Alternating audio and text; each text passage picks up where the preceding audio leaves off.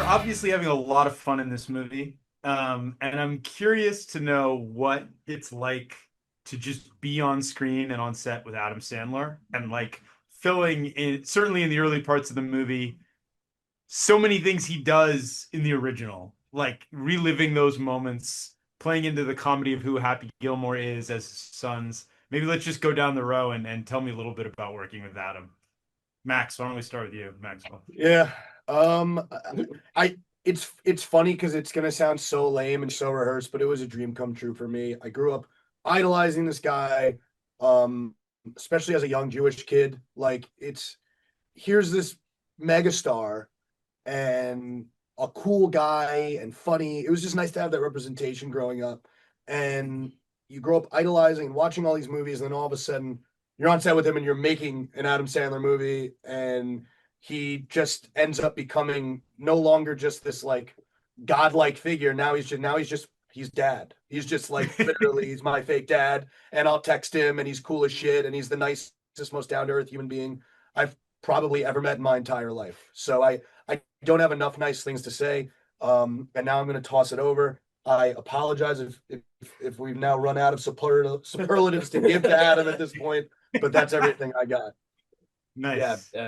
ditto to that. Sweet. And people still say that. People still say ditto. I'm a ditto guy. Yeah, I yeah, think you ditto. just said it too. So, But I agree. I mean, it was the whole thing felt like honestly like a blessing.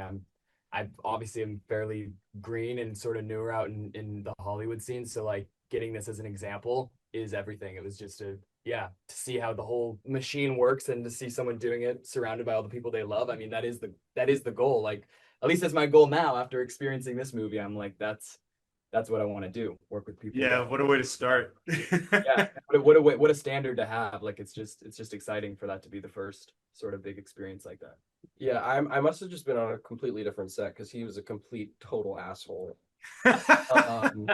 He would like punch me a lot and like kick me when he like punched me. So Remember when he spat on you that one? yeah, but like he was great to Actions have the consequences. exactly. Phil was acting up. Here they go, victim blaming again. But no, yeah, I mean it's like he's amazing, his dream come true. Like what Max is saying, like seeing someone your whole life really idolizing them and like wanting to be on that path and making these sort of jokes and making these sort of movies, and then to be a part of Happy Gilmore, one of the most important films that he ever made, is just sort of surreal. And like we saw it for the first time last night, but I think we're still like it still hasn't even set in, which is pretty sweet. So Oh, nice. I did not realize that you guys just saw it for the first time. That's We never saw it before up Yeah. until the premiere, and I'm sitting there and I'm going, "This movie's pretty good. This movie's pretty funny." So I'm excited for everybody else to go watch it. I think. Close. Well, I don't know. Like, I mean, obviously, piggyback off what everybody said, in agreement. I think the one thing that stood out for me is like, we get into set, it's already going, like, you're all a little nervous, like, oh, Sandler's our dad and our boss here. This is, and I think it was like a month in after we've already been doing it, and then it's like he started doing some bit, and it was like, or like when I brought up little Nicky to him, he started doing it, and I go, oh wait, this is Sandler. Started making me laugh my ass off. I go, wait, this is his like real shit. This is awesome. So I think that's like kind of like where it got me, and I was like, oh, that we're here. Max, I want to follow up on something you said about growing up a Jewish kid and Adam Sandler. And you fulfill a different kind of thing, which is you're a pro wrestler, and you have been, and as a Jew, myself, but also Jew, like that's a unique space to occupy. And I'm kind of curious to hear you talk. Not a lot of Jewish wrestlers. Yeah, not that's a frequent thing. Right. No. The comedy part is more common for us, but the Yeah. wrestling Yes. not so much. and he's strong too. Oh, like seriously. Yeah. Yeah. When I How grew was up, I would wrestling say- with this guy? Yeah, when I grew up, I would say there was a net zero as far as representation of like a Jewish professional wrestler. There just was not a thing. We had Goldberg, but he never talked about it at all. Like it was, and if you're a wrestling fan and you don't know anything about Jews, which I'd say like most wrestling fans don't, you're not being like Goldberg. That sounds like a pretty Semitic name. Like rock on. Like no, you're just like, oh, that's an interesting name, Goldberg. Got it. So like for me, that was really important to me. In the same aspect for me moving forward in the acting sphere as well, it's important to me. Like I love the idea of being able to have young Jewish kids look at a Jewish figure in the medium who's not just a funny guy, but is also can kick ass. Like, you know what I mean? Because that was not a thing growing up. You know, No, we for can be sure.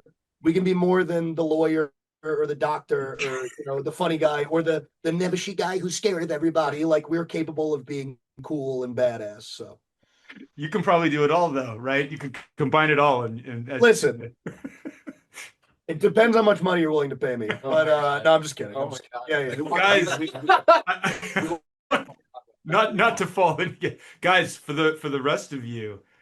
Obviously, there's a lot of fighting in the content for the brothers, right? You guys do a lot of fighting. There's a lot of physicality. Let's just say that.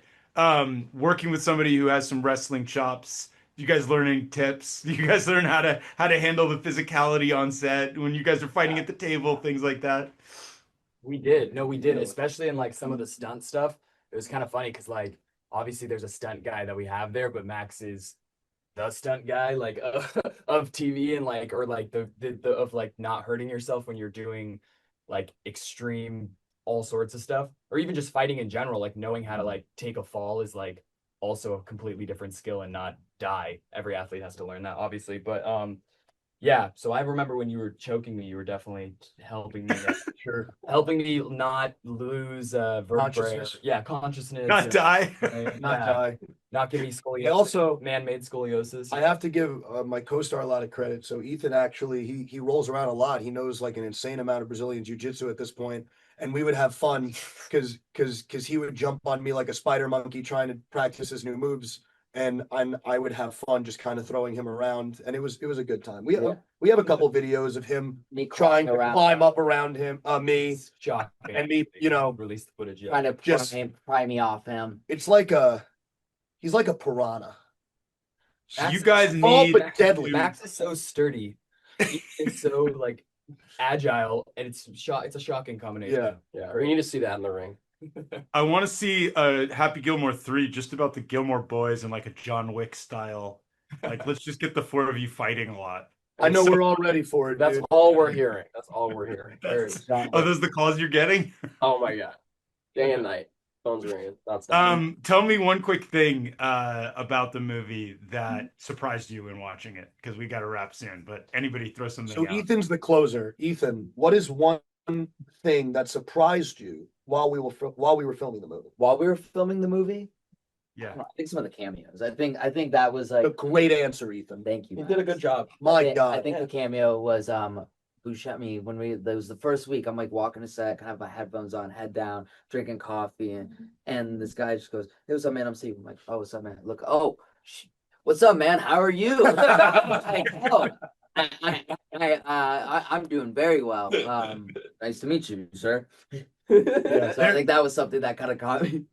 I think also how it all tied together, like when we were watching it for the first time, because I mean, in a comedy you're shooting, like Max was saying, like there's a ton of variations. I mean, Adam's just like yelling stuff, or Kyle's yelling stuff. Try this, try that. So to see what they put together in the editing room and the moments they chose and the moments they didn't was really cool to see. I got to watch it like in slow motion now, so I can actually. It was actually the first thing that comprehend it all. Connor said to me after the movie was over. He's like, "I gotta watch that again." That was like that was awesome, but it was a kind of a I think I blur. blacked out for Yeah, a little yeah, bit. It was yeah. like right when I Well- started enjoying the movie, it'd be like our faces, and I'm like jarred again. Yeah. And just as fine as far as like the final product, I was just surprised with how much like heart is actually in this narrative. I think people are going to be really surprised by what this movie actually is. I mean, it's funny, we're idiots, but like there really is something to it. So I think I got to wrap, but I appreciate you guys. You're really funny in your interview and on camera, and the movie is good. People will like it, I'm pretty sure. I agree. I agree with it. We all agree. Yeah, we agree. Thanks, All George. right. Thanks, guys. Talk later. Bye.